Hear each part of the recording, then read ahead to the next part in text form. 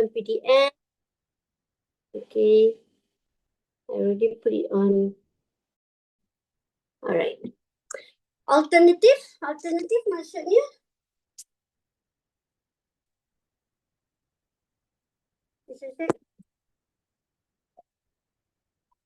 Sekejap. Saya punya apa nama? Pen ni. Mana pula pergi? Sekejap.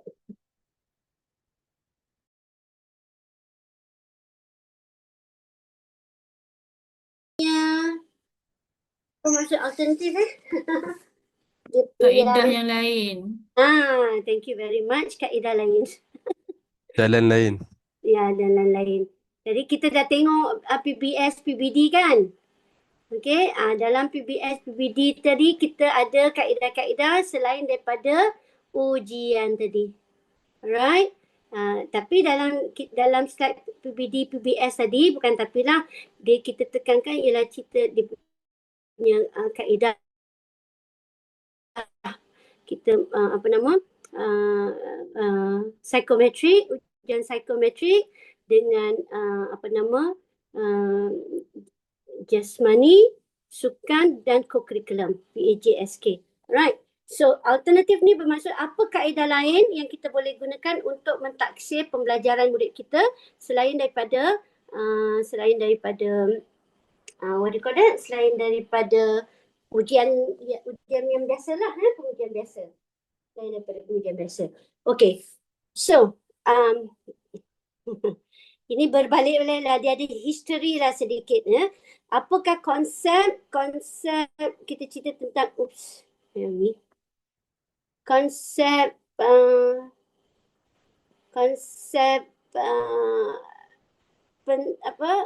pentaksiran alternatif. Pada konsep pentaksiran alternatif, kita membuat perubahan, bergerak perubahan kepada cara pentaksiran, sistem pentaksiran ada perubahan lah daripada kita menggunakan yang summative saja, yang summative saja, kita nak lebih kepada formative. So tadi kita ada yang summative akhir kan. Kita sekarang tak nak penekanan akhir saja, tetapi kita nak semasa. Kita nak ukur proses. Right? Kalau dari segi ciri ini nak cerita dia punya apa nama kata justifikasi lah. Dia macam justifikasi perubahan pergerakan kita daripada pentaksiran yang tradisional. Saya tak berapa gemar perkataan tradisional sebab tradisional ni bergambaran tradisi lah kan, tapi sebenarnya dia walaupun dia tradisi tapi dia konvensional. Maksud konvensional ni yang diterima pakai dahulu lah. Bukan, kalau dia kata tradisi macam tak sesuai lagi, tapi sebenarnya masih boleh digunakan. Saya lebih suka perkataan konvensional berbanding dengan tradisional. Dan kita sekarang mahu pentaksiran yang lain. Yang lain, yang berbeza daripada yang dahulu. Kalau yang dahulu maklum balas sikit. Kita tak dapat kadang-kadang ialah macam SPM, mana kita ada maklum balas yang kita tahu keputusan saja. Kalau periksaan bulanan pun cikgu bagi keputusan saja. Kita tak tahu kenapa kita tak dapat 100%. Kita tahu kita dapat 80% atau kita dapat 1%, orang tak risaulah, takkan petikai. Tapi kalau dapat 80, dimulalah petikai kan. Kenapa dia dapat 80. Tapi tidak ada ruang untuk memberi maklum balas itu. Tetapi dengan melalui alternative assessment ni, kita boleh ada ruang untuk memberi maklum balas. Maklum balas. Yang ini ialah dari segi alignment, keselarian dengan kita punya falsafah tadi. Tak dapat selari lah sebab kita cenderung hanya kepada pencapaian saja, sedangkan yang ini kita dapat proses. So yang ini would be the process. So, kenapa dia better? Sebab kita ukur dia punya proses. Right? Ni maklum balas tadilah kita dapat beri maklum balas. So it's for learning to berlaku, assessment for learning to berlaku. Tapi yang ini tak ada. Okay, keselarian tu tak ada. Tidak selari. Okay. Apakah konsep alternatif again? Kita nak lihat benda ni samalah isi yang sama. Kita nak tengok dia punya performance, dia punya prestasi. Right? Kita nak tengok dia authentic, dia punya keaslian sebenarnya. Sebab, kita tengok murid tu punya, dia boleh buat tak boleh buat lah, dia punya hasil. Adakah dia represent, okay? Dia dapat real world problems or issues, ya. Kalau kita cerita tentang isu-isu semasa dalam pendidikan atau isu-isu yang murid hadapi, dan melalui itu pentaksiran alternatif dapatlah kita ukur. Tetapi dalam pentaksiran yang konvensional kita tak dapat nak ukur, ya. Okay. So apa dia pentaksiran alternatif? Okay. So dia performance test or authentic. Okay, ni definitionnya dia ada kuning, hijau. Mungkin ada sedikit masuklah dalam quiz dari segi definisi. Tapi yang ini saya terangkan sekarang supaya nanti malam nak cari artikel yang mengenai pentaksiran alternatif. Okay? Alright. So, alternative assessment dia mengukur prestasi. Alright, or authentic. Dia satu yang original lah. Okay, pentaksiran yang menentukan murid boleh atau tak boleh buat. Boleh atau tak boleh buat. Okay, kalau traditional, sorry, I am still there. Okay. Kalau traditional, dia sama ada mereka ni versus yang traditional tadi ataupun yang conventional tadi, dia ukur murid boleh tahu what they do or do not know. Okay, tahu atau tak tahu. Okay, atau boleh atau tak boleh buat.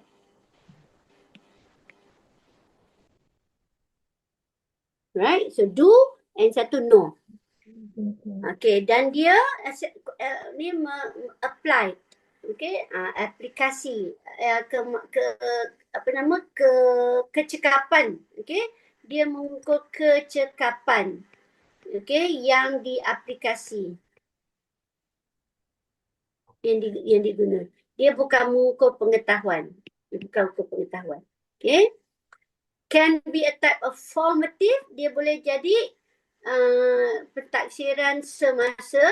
Okay, semasa. Because it evaluates the learner's progress. Kerana dia mengukur perkembangan murid. Okay. Contoh. Kalau dulu kita ada ujian bertulis. Sekarang kita boleh buat analisis respon kepada case study. Kita boleh suruh murid buat analisis kepada pembentangan murid yang dilihat. Kita boleh suruh murid buat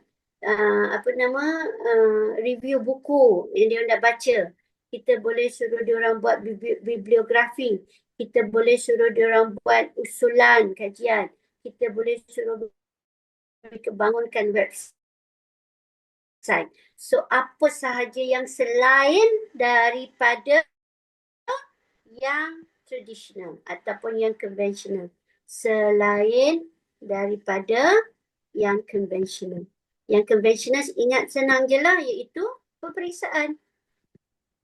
Okay. Alright. Ada lain lagi? Contoh banyak lagi. Kalau yang short answers dulu ni tadi yang panjang, jawapan panjang yang ini mungkin kita boleh buat ni ujian yang jawapan pendek. Mungkin kita sekarang boleh buat suruh mereka beri dalam kan.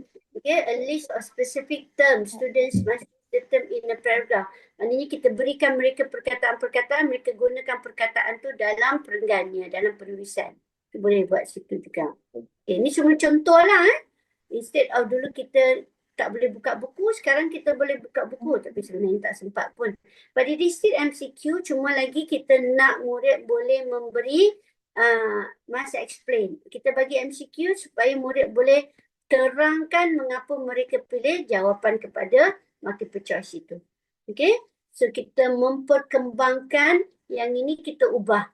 Ubah daripada yang bertutur, sekarang boleh buka buku untuk tengok jawapan tapi ada tambahan. Tambahannya ialah dia kena terangkan apakah yang menyebabkan dia pilih jawapan itu. Okay? Ada banyak lagi contoh dalam ni. Ya? Artwork, map, role play, storyboard, pembentangan, notebook. Ni semua adalah contoh-contoh pentaksiran alternatif. So, nanti malam ataupun petang ni bila kita habis, tugasannya ialah untuk mengisi masa kelas malam 8.30, 10.30 ialah untuk mencari artikel yang membincangkan tentang alternative assessment, pentaksiran alternatif digunakan sebagai satu kaedah mentaksir. Macam mana saya nak tulis kat situ? Okey, kita kena cari, tugasan kita ialah cari artikel. Okey, artikel tadi saya dah share. Saya dah kata ada 3 jenis artikel. Yang saya nak ialah artikel empirical. Okey? Empirical. Empirical ni maksudnya dia ada data. Alright? Okey, cari artikel empirical mengenai pentaksiran alternatif. Okey? Tentang mengenai penggunaan. Okey, saya tukar sikit. Tentang penggunaan pentaksiran alternatif sebagai satu cara mentaksir pembelajaran. Jadi kalau you jumpa artikel ada tulis kertas kerja ini, kertas konsep ini, kertas tu tak nak. Saya tak mau. Dia kena tulis kajian ini ataupun artikel ini membincangkan kajian mengenai role playing sebagai satu kaedah mengukur kefahaman murid. Contoh. Saya bagi contoh. Okay. Example. Kalau dia kata kertas kerja ataupun kertas konsep ini saya tak mau. Okay, tak mau. Kalau dia kata kertas systematic review ini pun saya tak mau. Yang saya nak dia akan tulis kertas ini membincangkan kajian tentang bagaimana PA itulah pentaksiran alternatif which is mungkin role play. Katalah dalam konteks ni ialah role play. Ada yang dah jumpa tentang quizzes. Digunakan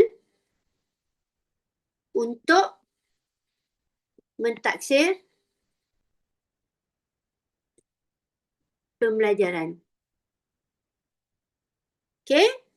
Kerja kumpulan So ada 4 orang, sama ada 4-4 sama cari atau setiap seorang cari.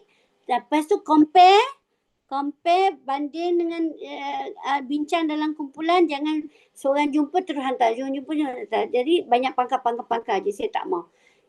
Dalam kumpulan ada 4 orang, cari 4 artikel dan banding bincang sesama you all. Yang mana satu betul-betul apa yang saya nak. So then what do? You screenshot bahagian abstraknya dan share dalam Telegram. Okey. Saya beri contoh. Okey. Beri contoh. Ni sambil tu lah saya beri contoh. We go back first. Good. Contoh, what do you do? Then you can say perhaps I'm done with this one. Okay, katalah you nak buat mana penggunaan simulasi.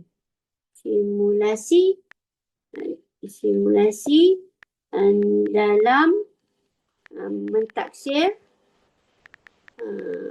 pembelajaran. Dan saya selalu macam tadi kalau English I always put scholarly article kalau PDF hopefully dia dalam scholarly article lah. Okay. Alright, scribit ni kadang-kadang susah dia nak tu PDF.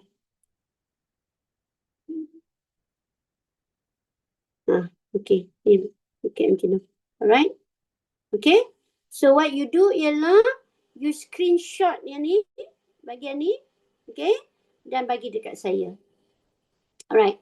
So nanti bila saya lihat, saya akan tengok. Cuba kita baca ni sama-sama. Okay. Dia kata, pembelajaran berasaskan permainan merujuk kepada sebuah kaedah dalam pendidikan abad ke-21 yang mampu membantu guru bagi meningkatkan kreativiti mereka dalam proses pengajaran pembelajaran di dalam bilik darjah. Okay. Dalam pendidikan bahasa Melayu, dia kata berasaskan permainan. So this is game based learning. Alright. Dalam pendidikan bahasa Melayu, integrasi pembelajaran berasaskan permainan menjadi sebahagian daripada pendekatan penting. Walaupun kebanyakan PBB itu bla bla bla bla cerita. Oleh sebab itu, okay, makalah ini cuba untuk membuka perbincangan terhadap literature. Saya tak nak terima ni lah. Sebab terhadap literature yang berkaitan dengan konsep PBB. So, ini ialah kertas konsep. Ini bukan kertas penyelidikan. Bunyi macam penyelidikan tapi sebenarnya bukan. Okay, so saya tak terima ni. Okay, let's see somewhere. Something else. Something else. Tengok lagi. Yang mana? Okay, cuba tengok. Artikel ni. Ini bukan artikel ini ialah thesis. Projek ni, laporan projek. Saya tak mau. Artikel tu maksudnya daripada proceeding ataupun daripada journal. Cuba tengok. This is an article. Yeah, this is an article. Alright. Dia keluarkan. Okay, abstract. The purpose of this study is to know descriptively the tendency of interest in civics of the 5th grade students. Tak adalah, dia cuma nak tengok kecenderungan murid tahun 5 terhadap civic. Tak ada juga, bukan. So, mana cari dah kita? Penerapan metod pembelajaran simulasi. Okay, kita tengok yang ni. Tujuan pada penelitian ini adalah untuk meningkatkan hasil belajar IPS siswa kelas tu, okay. Penelitian dilaksanakan bla bla, metod penelitian yang digunakan ialah penelitian tindakan kelas, classroom action research dengan penerapan metod pembelajaran simulasi. Okay. So maknanya simulasi tu ialah alternative assessment tadi, pentaksiran alternatif dia iaitu simulasi dan dia gunakan dalam kelas, okay, selama dua cycle. Sebab action research dia ada cycle. Adalah untuk ni ceritalah. Alright. Pembelajaran meningkatkan hasil belajar. Okay. So hasil penelitian menunjukkan bahawa penerapan metod pembelajaran simulasi dapat meningkatkan hasil belajar siswa. So saya boleh terima ni. You kena bacalah dalam dia untuk memberi respon kepada apakah idea tentang simulasi tadi, bagaimana cabaran dia, apa yang dilakukan dalam penggunaan simulasi untuk mentaksir. Okey, kalau dalam konteks ini dia taksir ialah untuk meningkatkan apa tadi diri observasi itu dia punya tujuan dia tadi, tujuan untuk meningkatkan hasil pembelajaran. Okey, Itu tujuan dia. Sebenarnya dia hasil benda ni pun tak setepat yang saya nak lah. Saya nak lebih kepada bagaimana kita nak ukur pembelajaran murid, tapi dia tulis sini hasil. Mungkin dia adalah penceritaan dalam metodologi tu bagaimana simulasi itu digunakan untuk mengukur hasil pembelajaran murid. So kalau macam ni saya terima. Boleh? Kami cuba, Doktor. Faham bentuk saya tak mau kertas kerja, kertas konsep, saya nak kertas research. Okay, alright. So, apakah alternative assessment yang digunakan? Macam-macam lah. Apa-apa sahaja selain daripada peperiksaan. Alright. So, slide ni semua menceritakan apakah itu alternative assessment dan ciri-cirinya lah. So, dia bandingkan dengan traditional dengan alternatif. So, kalau traditional, dia sekali saja. Tapi alternatif kita berterusan menggunakannya. Indirect, dia tak directly mengukur, ni directly mengukur. Kita nak ukur kemahiran, directly kita ukur kemahiran. Kita ada ujian yang tidak asli, tapi ni directly asli lah. Biasanya individual dia boleh buat dalam bentuk kumpulan. So ni adalah ciri-ciri pengujian, peperiksaan. Yang ini adalah pentaksiran alternatif. Kenapa kita memerlukan pentaksiran alternatif? Kerana perubahan masa lah, ya. Kita sekarang menekankan, okey, kita tak mahu kurikulum itu yang menentukan kita punya pentaksiran, tetapi kita nak pentaksiran itu yang menentukan kurikulum yang mana yang sesuai. Okey, kita tak mahu menekankan pengetahuan saja, tetapi kita nak memastikan kemahiran, kecekapan dalam dunia yang sebenar. Kita tak mahu tahu sahaja what, but we want to know how and why. Okay? Kita bukan sekali je, tetapi kita ada berterusan. Right? This is berterusan.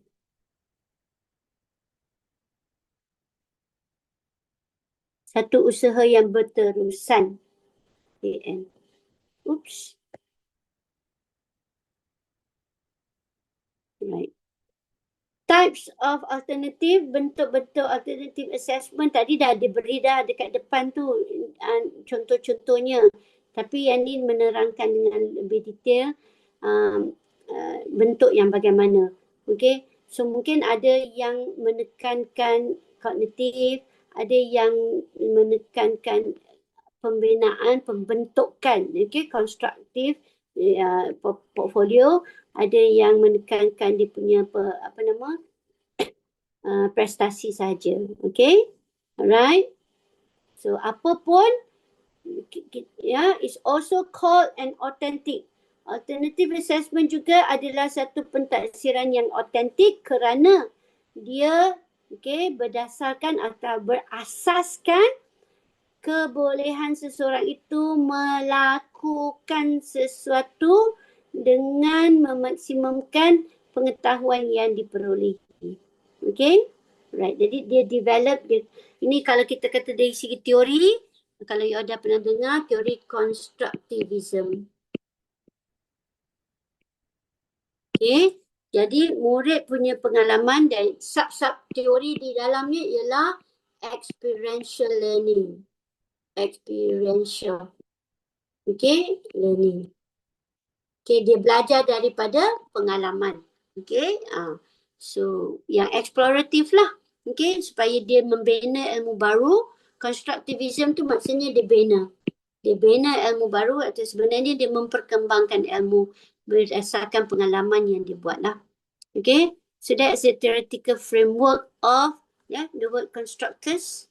Okay, pelajar adalah pembentuk pengetahuan. Dia bina adalah pembina pengetahuan.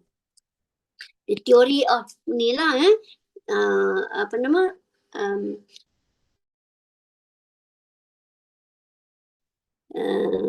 alternative assessment. Dia adalah asli, autentik dan banyak bergantung kepada situated. Okay, maknanya dia khusus pada situasi. Kalau dalam kelas lah. Kalau di luar bilik kelas lah. Dia dynamic. Dia ongoing. Okay, dia dynamic. Dia hidup. Dinamik di hidup dia berubah-ubah. Okey, sebab zaman berubah-ubah, kehendak berubah-ubah, keperluan berubah-ubah. Maka kita punya pentaksiran juga kena berubah-ubah mengikut keperluan semasa. Okey, dan dia memperkasakan murid. Empower, memperkasa murid. Right? Sebab kita bina keyakinan murid, kita bina kemahiran murid berinteraksi, kita bina kemahiran murid menjana idea, kita bina kemahiran murid memberi justifikasi, memberi penerangan dan macam-macam lah. Jadi itulah membuatkan murid yang kalau melalui pentaksiran alternatif kita dapat memperkasa murid. Right, so itu adalah antara kelebihan-kelebihan advantages of alternative assessment. Okay, so dia real life situation, dia kita boleh tengok murid punya kemahiran ataupun kemahiran penyelesaian masalah, kemahiran penyelesaian masalah.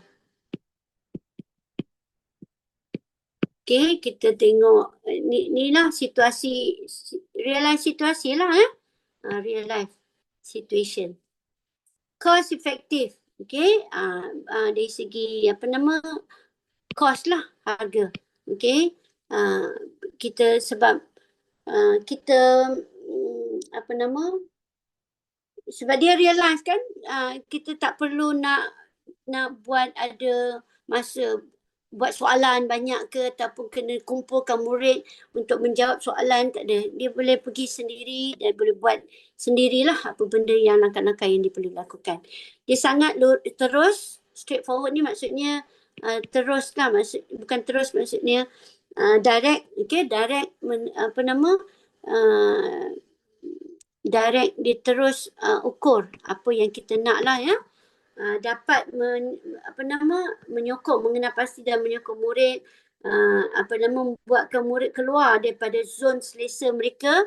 Okey, murid keluar daripada jadi murid dia keluar daripada zon selesa. Okey, maknanya dia kena berinteraksi lah. Berinteraksi dengan dunia real life ya, dunia sebenar.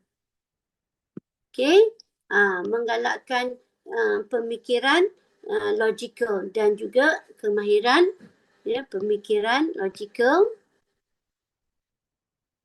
dan juga what do you call that, kemahiran komunikasi, meningkatkan. Ini semua kebaikan dia lah which you boleh gunakan dalam you membuat you punya tugasan tadilah, tugasan tugasan kritik artikel. Ada juga kelemahan dia lebih kekurangan lah kekurangan ataupun kelemahan, iaitu mungkin mahal, mungkin bias guru, mungkin ambil masa lama, biasalah susah nak bagi grade. Tapi tadi kan kita kata kalau kita ada rubrik tak jadi masalah. Okay, nak interpret result dengan ada rubrik senang, tak jadi masalah. Ni ciri-ciri dia, banyak ni contoh-contoh dia. Okay, penerangan lah, kita boleh buat penilaian sendiri. Okay, peer assessment, self-assessment, ada portfolio. Ni contoh-contoh tadi dah diberi, ni elaboration lah senarai dah diberi misal. Okay, e-portfolio ada, online discussion atau e-group ada. You boleh buat projek sama ada individu atau kumpulan, projek sama ada individu atau kumpulan. Dia adalah advantages and disadvantages lah. Boleh baca pembentangan lisan.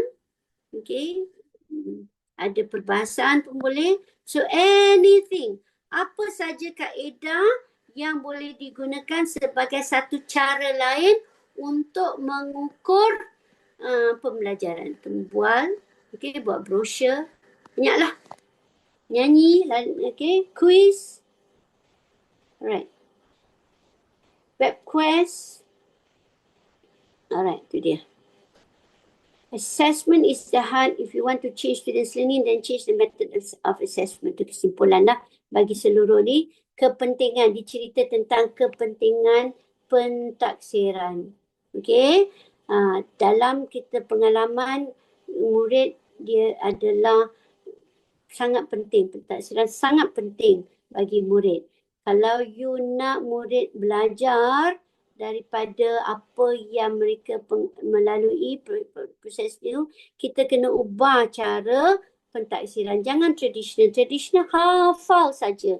Carilah alternatif, pentaksiran alternatif di mana murid boleh gunakan pentaksiran itu untuk tambah baik proses pembelajaran mereka, untuk mematangkan pemikiran mereka, untuk mempertingkatkan kemahiran komunikasi mereka, untuk meningkatkan keyakinan diri mereka. Banyak kelebihan-kelebihan pentaksiran alternatif.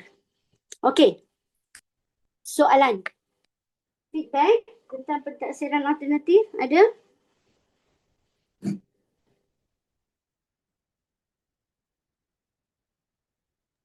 Ada soalan? Feedback? 6.20? Tak ada lagi. Tak ada lagi. Jelas ke dah tepu dah? Boleh masuk Jelas. kita tu. Jelas. Okay, kalau tak jelas ataupun ada apa-apa kekeliruan boleh tanya. So petang ni dah 6.22 kita dah boleh rehat. Nanti pukul 8.30, 10.30 you all start perbincangan you cari artikel tu. Saya tak beri feedback dululah. Bila saya tengok dah banyak baru saya beri feedback, ataupun bila dah ada 10, you all 41 orang kan. 4 orang satu kumpulan dah ada 10 artikel, dia punya abstract, dan saya boleh beri feedback. You share supaya nanti katalah jangan ada pertindihan lah. Okay? Boleh? Jangan ada. Puan, sorry, Prof. Puan, Doktor, Yes. nak tahu hanya nak abstract saja ke Ya, abstract saja. untuk You malam study ni ya?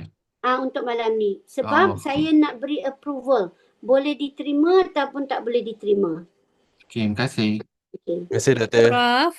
Prof. Kalau sekejap kalau dalam abstract tu tak jelas, okey, adakah ia mengenai bagaimana PA tu digunakan untuk mentaksir? Kalau tak jelas, you baca dekat bahagian metodologi. Sebab tu saya kata tadi saya nak kertas kerja kertas kerja what do you call that? Just a sec. Stop sharing. Sebab tu saya kata tadi saya nak kertas kerja Empirical. right, yeah. Artikel empirical. Right. Prof. Yes. Artikel ni dalam konteks di Malaysia saja ke? Kisah di mana saja, tak kisah peringkat.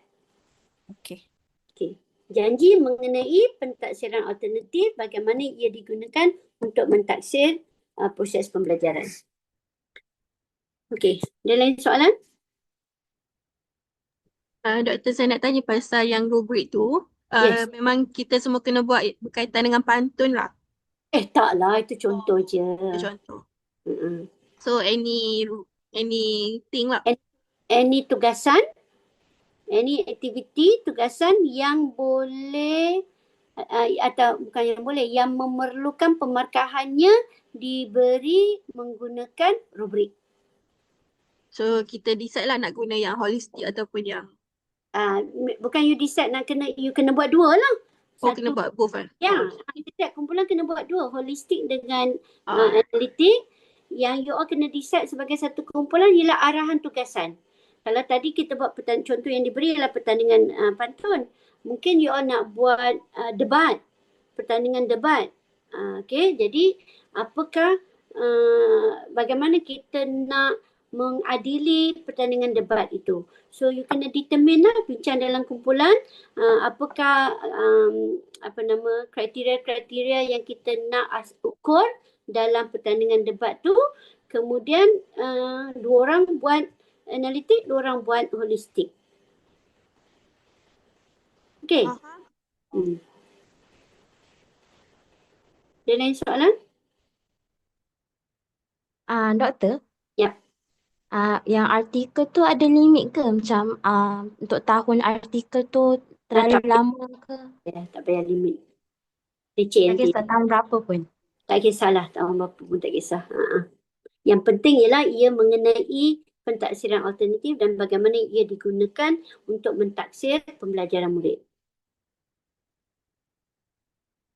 Okey? Ada lain lagi? Puan, sorry, untuk pertemuan kali ni hanya untuk apa nama abstrak untuk artikel saja kan? Yang malam ni punya, ya, untuk bagi Ah, saya, yes. untuk pertemuan yang lagi satu tu barulah yang presentation semua tu ya? Right. Oh, Artikel kita tak present, kita cuma present rubrik je. rubrik Okey, okey. Nanti artikel saya bagi deadline lah bila saya dapat jadual kerja, bila markah kena masuk dan saya akan bagi tahu deadline lah. Terima kasih. Sama. Okey, ada lagi? Kalau ada kita boleh tanya dalam grup lah Alright. Okey, doktor. Okey. Boleh. Boleh, doktor. Terima kasih, doktor. Assalamualaikum, doktor. Ya. Minta maaf, saya cuma nak confirmkan sebab macam first time juga dengar empirical artikel. Ya. Maksudnya artikel tu menjalankan kajian macam survey macam tu, ada data. Yes. Ya, betul lah. Okay. Jadi kami kumpulan 3 ada hantar kat Telegram. Kami rasa tu empirical. Nanti doktor tolong check kan, kalau bagi feedback malam pun tak apa. Sebab minta maaf lah sebab baru juga term macam ni kan. Ya, that's why you all bincanglah dulu bila mungkin dalam 4 orang tu ada yang yakin ataupun yang ya, dan you tak hantar. Sangat sedikit tidak konsisten, namun adanya pelbagai inisiatif pihak yang janganlah terus pendidikan ya. mendorong Jelaskan dulu lah. Okey. Faham? mengenai Terima kasih. keputusan. Okey. Ada lagi soalan? Okey. Kalau tak ada kita sambung online nanti kan? Online lah dekat perbincangan dalam Telegram ya? Boleh, doktor. Boleh, doktor. Okey, itu saja. Okey, terima kasih, doktor. Sama-sama. Terima kasih, doktor. Terima Terima kasih, Prof. Thank you, Doktor. Sampai jumpa.